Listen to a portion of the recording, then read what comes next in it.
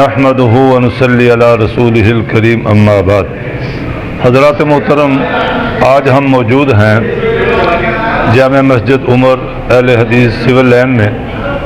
آج ایک بہت ہی عمدہ اچھا پروگرام ہوا ہے مرکزی جمعیت اہل حدیث سٹی فیصل آباد کے زیر اہتمام، جن کے امیر محترم پروفیسر امین الرحمن ساجد صاحب ہیں۔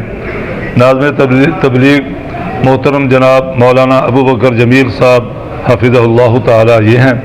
ان کی محنت اور کاوش سے فیصل آباد سٹی میں مختلف مساجد میں حدیث کی معناز کتاب امام نووی رحمہ اللہ تعالی کی کتاب الاربعین النوویہ، اسے سب کن کئی مساجد میں سب کن عوام الناس کو پڑھایا گیا ہے۔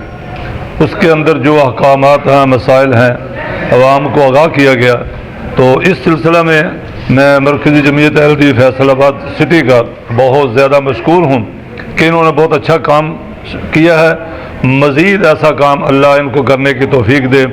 مولانا ابو بکر جمیل صاحب کی خصوصی کاوش سے یہ کام پایا تکمیل تک پہنچا ہے۔ اللہ سے دعا ہے کہ اللہ ہمیں بھی اس طرح کے کام کرنے کی توفیق دے۔ والسلام علیکم۔